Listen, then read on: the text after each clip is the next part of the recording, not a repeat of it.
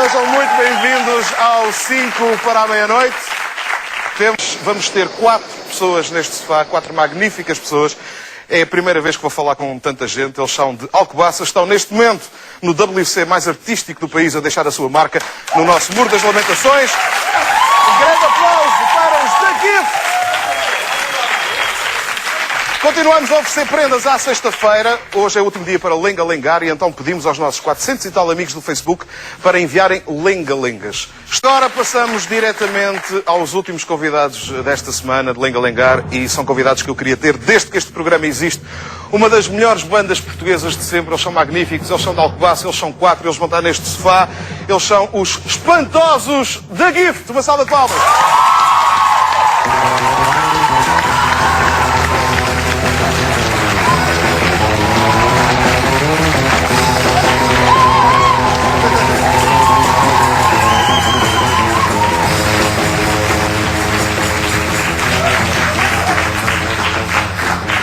Isto é, além de ser uma honra e um orgulho para mim, é um absoluto recorde. Nunca me aconteceu falar com tanta gente ao mesmo tempo.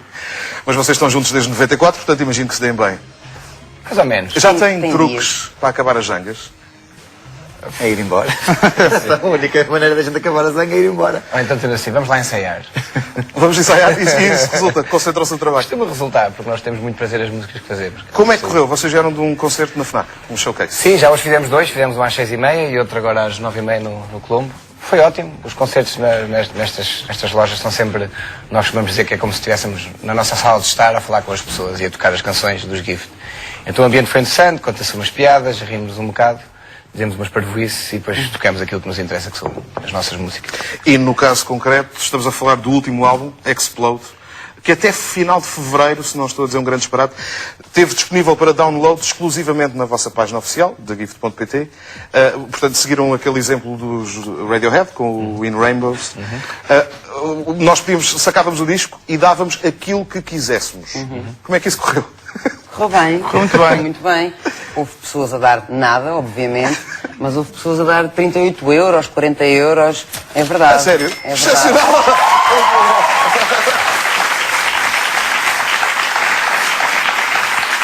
Mesmo... É importante dizer O quê? uma pessoa. Sim, mas tivemos vários valores por aí abaixo. Já agora, para explicar ainda melhor, é a mãe do Johnny e do Nuno.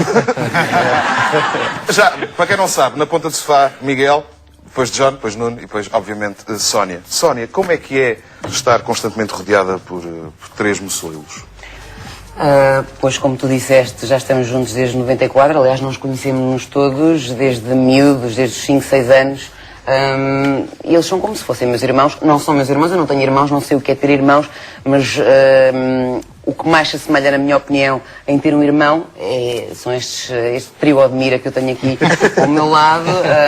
E somos uma família, portanto, nas famílias e entre irmãos não há segredos, não há falta de confiança e, enfim... Discute-se muito. Discute-se muito. É aquele tipo de... há confiança suficiente para se dizer as verdades todas. Aliás, a nossa vasta equipa de pesquisa, que se chama Dora Alexandre, descobriu que a mãe do Johnny e do Nuno considera-te irmãzinha deles. Claro. E o Miguel foi quem te trouxe para a banda. Foi, portanto, dizer, é mesmo a família. Foi, sim. Começámos todos mais ou menos...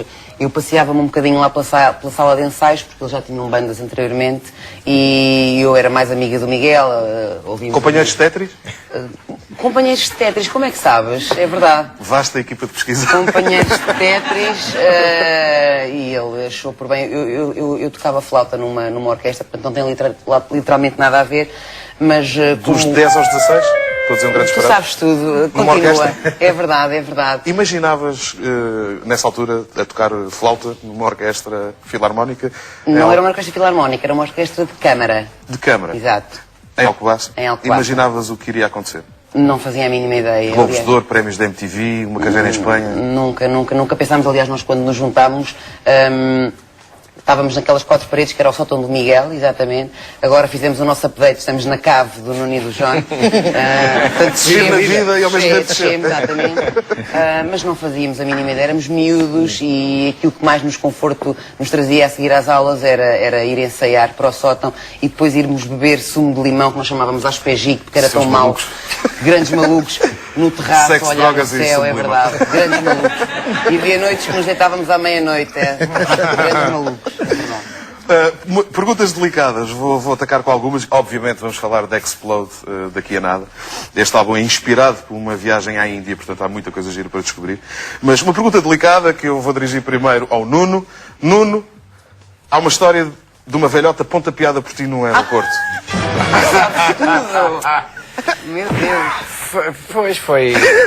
A culpa foi da nossa seleção, tenho que admitir. Porque nós somos fãs da seleção nacional de futebol e na altura Portugal estava a falar muito bem no europeu e nós andamos sempre com uma bola atrás, não é? E nós, enquanto esperávamos no aeroporto em Paris, eu decidi dar o meu melhor chute.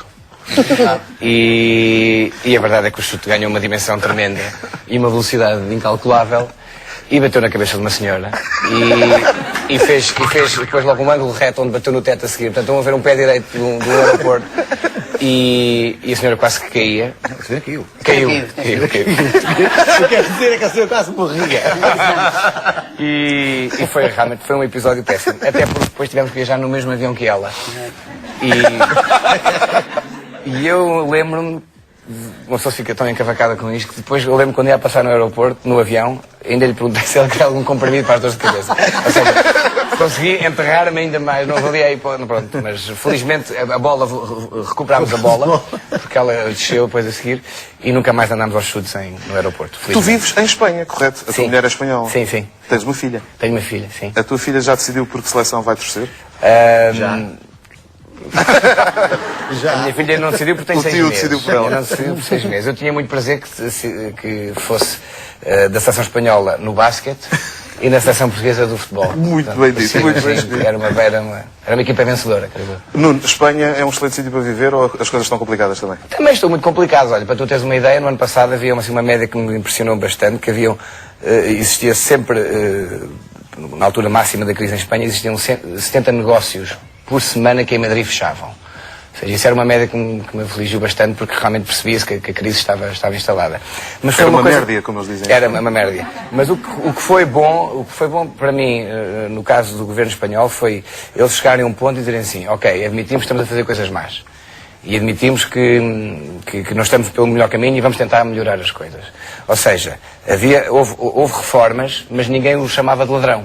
Estás a entender o que eu te estou a dizer? Ou seja, havia ali uma honestidade que pareceu Falta recuperar. num certo país que fica mesmo ao lado de Falta num Espanha. certo país um bocadinho ao lado e eu vejo que as coisas estão um bocadinho diferentes. Ou seja, eu acho que eles neste momento estão numa curva já da ascensão e nós acho que ainda não batemos no fundo. Estamos quase.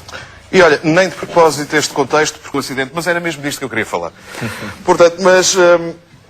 já agora, como era futebol, eu aproveito para perguntar ao John, como benfiquista que também sou, é verdade que quando estás nos Açores o Benfica perde sempre? É verdade, quando estou nos Açores fica perto sempre. O que Este significa domingo não que- sais daqui, tu nem te atrevas a... Não, o que significa que só irei aos Açores entre junho e julho, ou mais tardar até à primeira jornada. Exato. Portanto, A altura- Supertaça não conta. a Ano altura passado do estava lá no Supertaça e por isso é que nós perdemos o jogo. Exatamente, eu tive o privilégio de vos conhecer melhor nos Açores, estivemos juntos no mesmo evento e fui guarda-redes dos da Gift num jogo que ganhámos e ganhámos muito bem, um jogo disputado E eles unêm. Vai. com a equipa da organização. Vamos falar então de Explode. Vejam só esta edição maravilhosa. Isto tem livro, isto tem CD, isto tem DVD, isto tem fotografias fantásticas. Vocês foram à Índia, ao festival religioso Holi. O que é o festival religioso Holi? Miguel. E qual o contacto do vosso dealer? O Miguel. É melhor o Miguel responder primeiro. Força, Miguel. Não, o Festival Oli é um pouco aquilo que as imagens mostram. Para além de ser um festival de cor. religioso, obviamente, que nós não fomos lá por essa vertente, mas fomos tentar captar um pouco da energia que por lá se vivia e da força que o festival tem.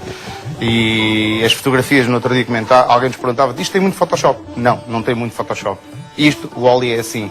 Por acaso o Sol, na edição da semana passada, trazia um artigo, uma fotoreportagem sobre este festival. E, de facto é incrível. As cores são mesmo estas. São mesmo não é? essas. mesmo, sim, sim. São mesmo essas. Inclusive de templo para templo vivia-se o Oli de maneira diferente.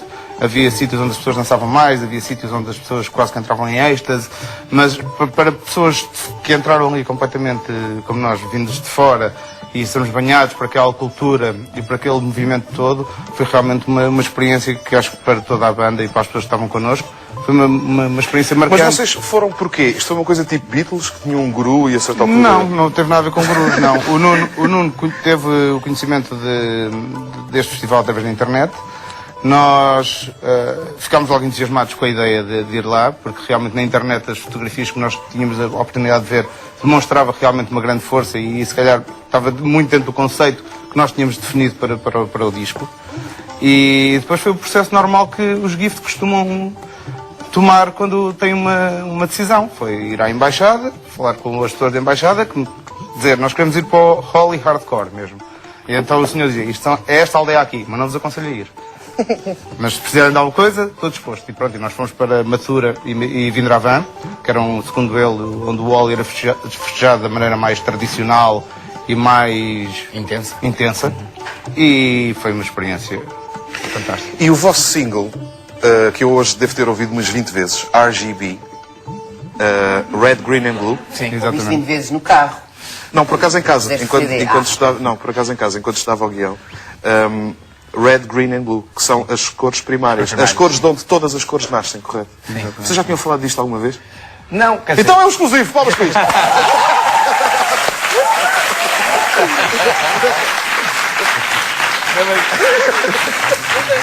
E já agora é uma maravilha. Muitos parabéns, é uma maravilha. Obrigado. Uma O RGB canção... foi a última música a ser composta para este disco.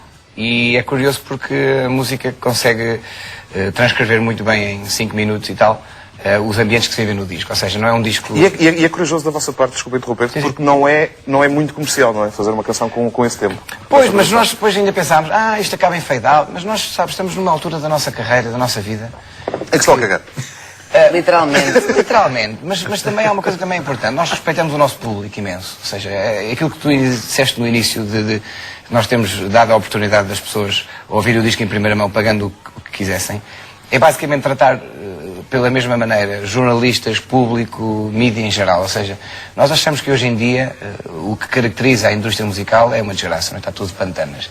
E se as bandas não cultivarem a individualidade de cada uma, estão perdidas no meio de métodos antigos, de maneiras de fazer as coisas antigas. E os Gift o que basicamente fazem é isso, é cultivar a nossa individualidade.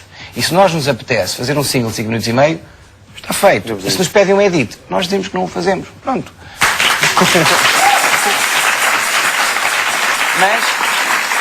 Mas há uma coisa também interessante. Mas há uma coisa também interessante dizer. Já o fizemos.